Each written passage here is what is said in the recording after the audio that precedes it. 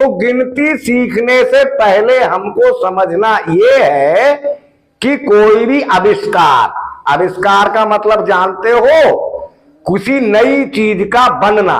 जैसे गर्मी लगती है तो हम क्या करते हैं, पंखा चलाते हैं, कूलर चलाते हैं, एसी चलाते हैं, है ना, ऐसे ही करते हैं। तो जब गर्मी इंसान को लगी, पहले डायरेक्ट पंखा नहीं था, पंखा कब बना, जब आदमी को गर्मी लगी तो पहले उसने हाथ से घुमाने वाला पंखा बनाया, फिर उसका हाथ थकने लगा तो उसे जरूरत हुई कि अपने आप चलने वाला कोई पंखा हो, तभी उसने अपने आप घूमने वाला पंखा बनाया। नहीं समझ रहे हो बात, है ना। फिर उसकी गर्मी पंखे से भी पूरी मतलब लगती रहती, गर्म हवा फेंकता था, तब उसने कूलर बना लिया, है ना। फिर कूलर में भी काम नहीं चला तो उसने एसी बना ली। समझ रहे हो बात। ऐसे ही पहले आदमी को चलना होता था तो थक जाता था तो उसने पहिया बनाया, है ना, वजन लादने के लिए। फिर उसने पहिए पे गाड़ी रख दी, है ना। फिर ऑटोमेटिक चलने वाली गाड़ियां बना ली, हवाई जहाज बना लिए, ट्रेन बना ली, बस बना ली। तो क्यों बनाई, क्योंकि उसे किसी काम की जरूरत पड़ी।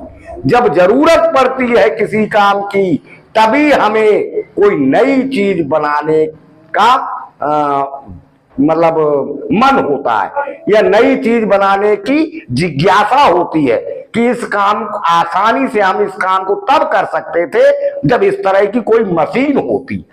ऐसा ही तो होता है। तो आविष्कार कब होता है, जब किसी काम को करने की जरूरत पड़ती है। तो वैसे ही गणित की जरूरत तो काम के लिए पड़ने लगी थी, है ना। तो आदमी ने सबसे पहले गणित की शुरुआत गिनती से की, और गिनती के लिए उसे अंक बनाने पड़े।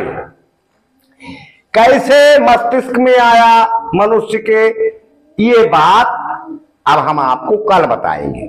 किस तरह से गणित की इच्छा हुई, किस तरह से गिनती बनी, ये हम समझ के तब गणित के रास्ते पर चलना शुरू करेंगे कि आदमी के मन में गिनती बनाने की बात क्यों आई, क्यों उसने गिनती बनाई, क्यों उसने गणित बना दी। इतनी मेहनत करनी पड़ती है, सवाल करने ही मिलते हैं, है ना।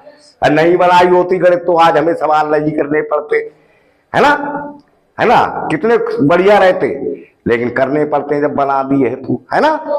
तो क्यों बनाई, इसकी जरूरत है, इसकी जरूरत है। इसके बिना हमारा काम नहीं चल सकता, बिना गणित के कोई काम चल नहीं सकता। तो इसलिए हमारे विद्वानों ने गणित बनाई, और गणित बनाने से पहले उन्होंने गिनती बनाई। समझ गए हो।